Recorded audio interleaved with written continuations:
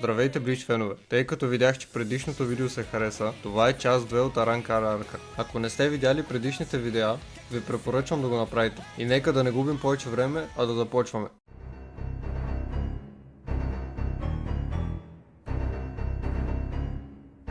Айзен, Толсен и Гин, заедно с останалите еспади, напускат Хуеко Мундо и навлизат в град Каракура. Там срещат Ямамото и останалите капитани, заедно с техните лютенанти. Ямамото ядосано хвърля стена от огън, която заобгражда Айзен, Гин и Толсен, за да не участват в битката. След това разбираме, че това е фалшивата версия на град Каракура, която се държи на 4 опори. Ако те бъдат щупени, истинският Каракура, който се намира в Soul Society-то, ще се появи и няма да свърши добре. И Како, Юмичика, Кира и Хисаги са пратени да ги защитават. И така първата битка е Юмичика срещу Шарлот. Два много интересни персонажа, бих казал.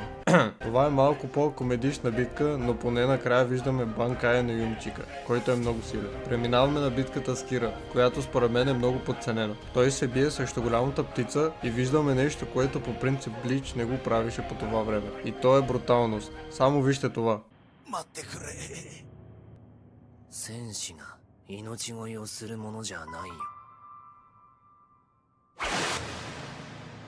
Битката с Хисаги също е доста яка, срещу опонента му с неговата сила, която го прави по-силен, в зависимост колко му е щупена маска. Хисаги показва едно от любимите ми Занпактота, което виждаме рядко, защото той си го мрази. И нека преминем на Икако, който не очаквах да загуби, защото той е най-силен от тримата. Но нека бъдем честни, опонента му беше доста по-силен от други. Икако можеше да победи, ако използваше Банкая си, но неговото его е в повече и бива пребит. И нека най-после да започнем с истинските битки, поне се надявах на това, защото разбира се трябва да видим първо как по-слабите се бият. В този фон битката поне ми хареса. Тя се правише, че губи, за да има някаква представа за това колко са силни аранкарите. И просто го бие за секунда след това. Мацумото се бие срещу трите жени, наречени Трес Бестия. И Хинамори решава да не е в депресия вече и помага на Мацумото. Но нека бъдем честни. Те пак няма шанс срещу аранкарите. Особено като призовава това голямо чудовище, което унищожава Мацумото, Химори, Хисаги и дори Иба. Работите не изглеждат добре, докато Ямамото не се появи и не му показва откъде изгря слънце. Буквално. Това чудовище, което с лекота преби 3 лютенанта, беше просто унищожено като нищо. И най-после започваме с по-сериозните битки с спадите. Започваме с битката между Хицугая и спада номер 3, Харибел, която беше много добра битка. Може би защото имат подобни сили, а именно Хицугая с неговия леден меч Хьорин Мару и Харибел с нейната водна сила, наречена Тибуран. Изглежда, че Харибел е по-силна от Хицугая, докато той не използва Хьотен Хякаса, който прави така, че да вали сняг,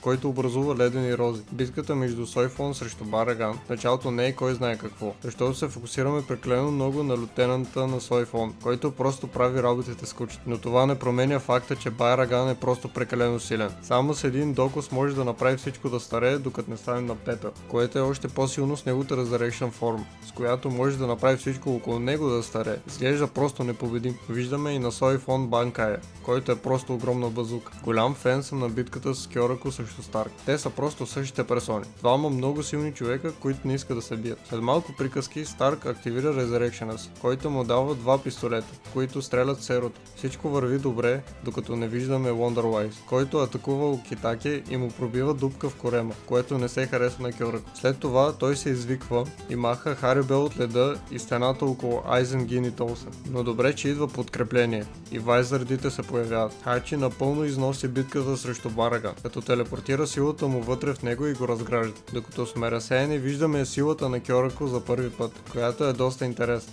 Накратко прави детски игри в реалност, в които той е майстор и така побеждава Старк. Остана само Харибел, която даже не загуби, но Айзен просто реши да я нареже. И най-накрая виждаме как той се включва в битката. Той провокира Хиори да го нападне с доста смешна атака и Гин просто я реже на две. Първата битка от тях тримата е на Толсен срещу Камамура и Хисаги. Това не е битка с много екшен, но повече говорят за минало. Толсен показва неговите холо сили и неговият Resurrection, който го превръща в боболечка. Но хей, поне може да вижда вече. Но все пак бива победен по доста як начин.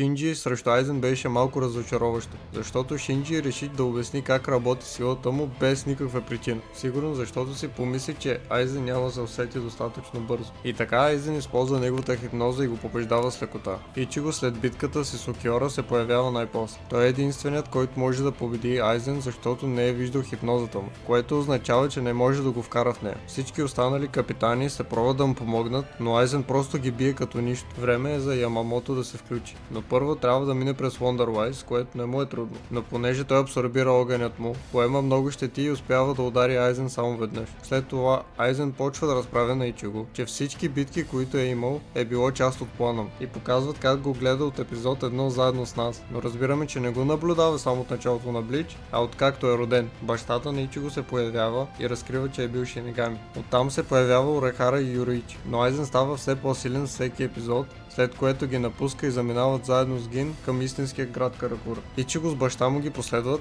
но преди това Ишин казва на Ичиго как да отключи последното Гецуга Теншо. И така те започват тренировка. Имам клипче специално за тази форма, така че ако желаете може да го видите. И така Айзен са в истинския град Каракура и виждаме нещо неочаквано. Гин го предава и го ръга с меча си към Ишин и Нояри. Но Айзен еволюира пак и убива Гин. Но достатъчно време беше спечелено и Ичиго се появява с новата си яка форма. Ичиго решава да си играе малко с него, докато не използва Могецу, с което губи всичките си шинигами сили, но го реже на две. Затова е наречено последното Гецуга Теншо. Айзен разбира се оцелява това, но Арахара е там и го довърши. Той е съден на 20 000 години, което не е много умно, като считаме, че той е безсмъртен. Не искам да съм хората след 20 000 години. И така, това беше най-дългият арк на Блич. Пишете долу кой е вашия любим арк и дали искате да покрия следващите аркове. Това беше от мен, до скоро.